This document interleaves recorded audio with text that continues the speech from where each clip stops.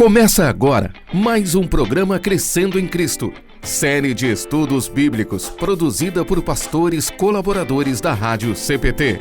Olá, aqui é o pastor Fabrício Jung, pastor da Igreja Evangélica Luterana do Brasil, na cidade de Teófilo Otoni, Minas Gerais, e nós continuamos com o nosso estudo do Crescendo em Cristo, e hoje nós vamos estudar a carta de Paulo aos Efésios, no capítulo 6.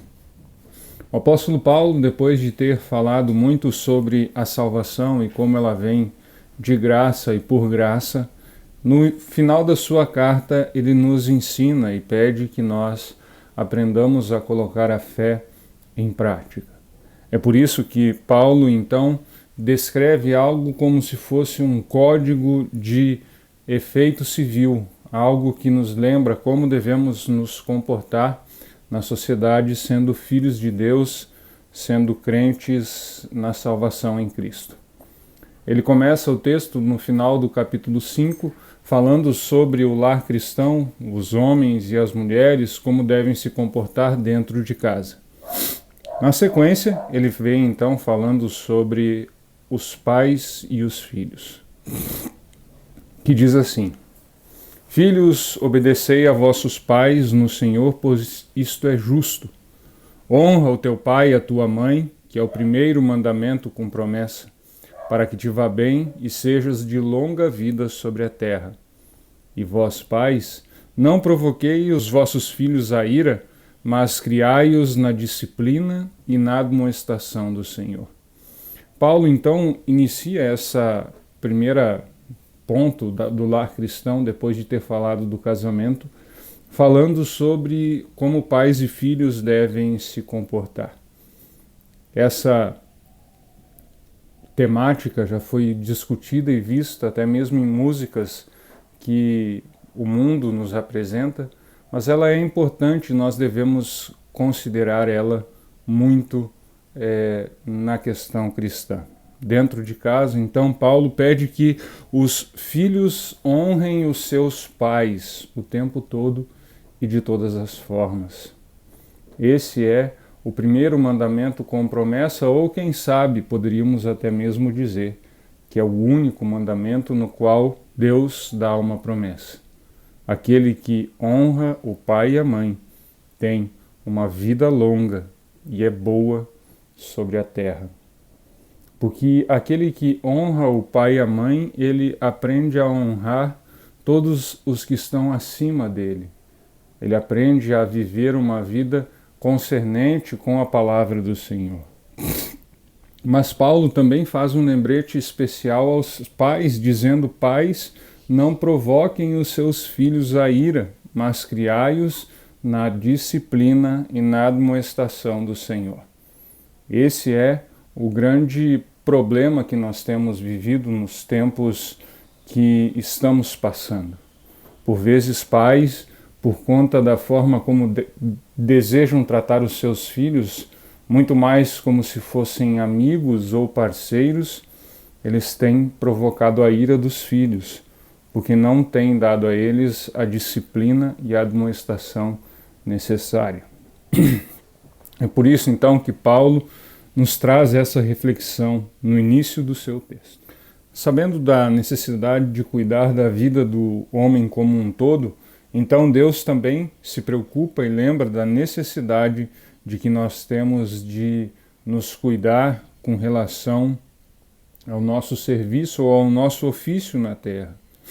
E é por isso então que Paulo nos diz: quanto a vós, outros servos, obedecei o vosso Senhor segundo a carne, com temor e tremor, na sinceridade do vosso coração, como a Cristo, não servindo à vista como para agradar homens, mas como servos de Cristo, fazendo de coração a vontade de Deus, servindo de boa vontade, como ao Senhor e não com homens, certos de que cada um, se fizer alguma coisa boa, receberá isso outra vez do Senhor, quer seja servo, quer seja livre. E vós, senhores, de igual modo procedei para com eles, deixando as ameaças, sabendo que o Senhor é tanto deles como vosso, e está nos céus, e que para com ele não há acepção de pessoas. Paulo então nos lembra de uma necessidade que também nos dias de hoje tem sido cada vez mais frequente de observarmos. Ele diz para tomarmos cuidado da forma como nós estamos servindo, trabalhando. O assunto do trabalho em toda a Escritura cristã, ele é importante. Deus diz que é do trabalho que nós tiramos o nosso sustento. O próprio Paulo nos diz que aquele que não quer trabalhar também não deve comer. Mas então Paulo coloca um norte, ou coloca um rumo ao qual nós devemos estar sempre, todos os momentos, pensando. E esse norte é lembrarmos que em Cristo nós somos levados a viver uma nova vida. Em Cristo nós somos levados a servir aos outros como se fosse o próprio Senhor. O que na prática isso quer dizer é que nós devemos aprender a colocar as nossas vontades, as coisas que nós queremos, muito abaixo do serviço. O mais primordial, aquilo que é mais necessário fazer, é estar sempre servindo ao nosso próximo, com todo o nosso coração. Nós precisamos, sim, cada vez mais desse serviço cristão. E Paulo, então, coloca um rumo, ou coloca um norte para o qual ele deseja que nós vivamos. E esse rumo, ou esse norte que o apóstolo Paulo nos coloca, é servir com sinceridade em nosso coração, como se estivéssemos fazendo para o próprio Cristo. Assim, lembramos que quando estamos em nosso ofício diário, se somos motoristas, se somos dona de casa, se somos cozinheiro, médico, doutor, policial, em cada um desses lugares, nós somos levados pela palavra de Deus a nos colocar diante do nosso próximo como se estivéssemos diante do próprio Cristo. Paulo nos diz que nós devemos servir aos outros como se estivéssemos servindo o nosso Senhor e Salvador. E também coloca esse mesmo peso, esse mesmo fardo sobre aqueles que estão nos momentos ou nos lugares de posição mais alta. Lembrando que nós devemos, sim, servir ao nosso próximo também quando nós somos responsáveis pela manutenção de outras vidas. Na sequência, Paulo fala então da armadura de Deus. Se até aqui ele falou de uma parte dos nossos relacionamentos, a partir de agora, Paulo fala o que nós devemos fazer e cuidar em nossa própria vida e em nosso próprio viver. Ele diz: quanto ao mais, sede fortalecidos no Senhor e na força do seu poder. Revesti-vos com toda a armadura de Deus, para poderdes ficar firmes contra as ciladas do diabo, porque a nossa luta não é contra o sangue ou a carne, e sim contra os principados e potestades, contra os dominadores deste mundo tenebroso, contra as forças espirituais do mal nas regiões celestes. Portanto, tomai toda a armadura de Deus para que possais resistir no dia mau e depois de terdes vencido tudo, permanecer inabaláveis. Estai, pois, firmes, cingindo-vos com a verdade e revestindo-vos com a couraça da justiça. Calçai os pés com a preparação do evangelho da paz, embraçando sempre o escudo da fé, com o qual podereis apagar os dardos inflamados do maligno. Tomai também o capacete da salvação e a espada do Espírito, que é a palavra de Deus, com toda oração e súplica, orando em todo o tempo no Espírito, e para isto, vigiando com toda perseverança e súplica por todos os santos, e também por mim, para que me seja dada no abrir da minha boca a palavra, para que com intrepidez fazer conhecido o mistério do Evangelho, pelo qual sou embaixador em cadeias, para que em Cristo eu seja ousado no falar, como me cumpre a fazê-lo. Paulo então nos traz alguns lembretes interessantes.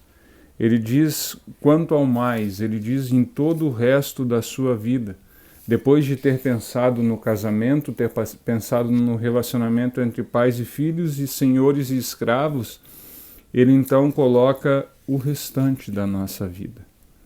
E aí ele nos traz um lembrete bastante importante. Ele diz que no restante da nossa vida, lembremos que a nossa luta não é contra o sangue e a carne, e sim contra os principados e as potestades. Com isso, ele está dizendo que nós não devemos estar tão preocupados em brigar e nos destruir como seres humanos, mas sim lembrar que estamos dispostos a viver, ou em Cristo fomos chamados a viver, uma vida contra os principados e as potestades, contra o próprio diabo, que é o dominador deste mundo tenebroso. E nessa luta, então, ele pede que nós aprendamos a tomar a armadura de Deus. E é só com ela que nós vamos poder resistir no dia mau. Essa armadura, lembrando a armadura de um soldado romano, ela nos traz várias partes. Iniciando, Paulo diz que devemos cingir a nossa vida com a verdade. Cingir, do grego ou no tempo dos soldados romanos, era estar pronto, estar sempre preparado. Estar preparado para viver sempre com relação à verdade. Vestindo a couraça da justiça, a couraça era aquilo que fazia com que as pessoas estivessem protegidas contra os dardos do mal. Paulo então nos diz que nós devemos vestir a couraça da justiça, não a nossa própria justiça, mas a justiça de Cristo. E é isso que ele nos lembra quando pede que nós deixemos os nossos pés sempre prontos para pregar o evangelho da paz.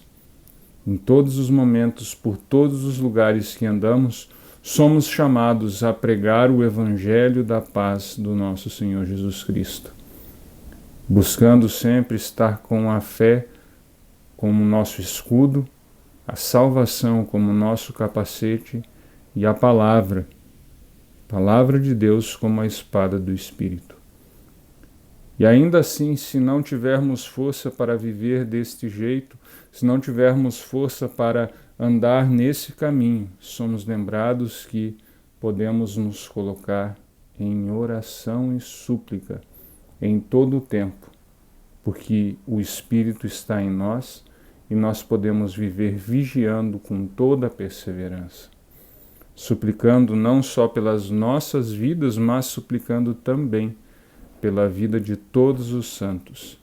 E então Paulo pede que supliquem pela sua própria vida. E assim nós deveríamos fazer o mesmo pedido ou a mesma oração, pedindo que com intrepidez pudéssemos desenvolver o nosso ministério, pregando a palavra como cristãos, pregando a palavra como filhos de Deus, para que assim Cristo seja conhecido por todos.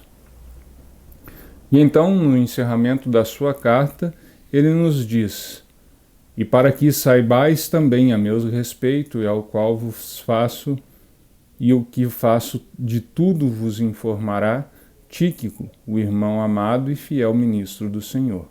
Foi para isso que eu vô-lo enviei, para que saibais ao nosso respeito, e ele console o vosso coração. Paulo então diz que ele enviou um pastor para aquela comunidade, para que ele pudesse trazer as informações, continuar pregando o Evangelho, que é o consolo para o nosso coração. E por fim ele despede aquelas pessoas com a paz, com a bênção de Deus. E ele diz: paz seja com os irmãos e amor com fé, da parte de Deus, o Pai, e do nosso Senhor Jesus Cristo. A graça seja com todos os que amam sinceramente o nosso Senhor Jesus Cristo. Assim, ele encerra a sua carta, mas também nós encerramos o nosso estudo desejando que em Cristo nós cresçamos na sua paz e continuemos com a graça de Deus, amando sinceramente o nosso Senhor. Que Deus possa estar junto conosco, lembrando as palavras que Lutero nos traz: Criador de todas as coisas, todas as tuas criaturas o louvam, tudo para o teu louvor foi e é criado. Agora, quando nós também te adoramos devotamente, ouve nossa voz. Senhor Deus Todo-Poderoso, a ti seja a glória, em 3 pessoas, sobre todas as coisas exaltado. Ofereçamos glória, louvemos-te e adoramos, agora e para todo sempre. Amém. Vai ficando por aqui o nosso estudo do Crescendo em Cristo. Um abraço e até a nossa próxima edição. Acompanhe este e outros programas em radiocpt.com.br.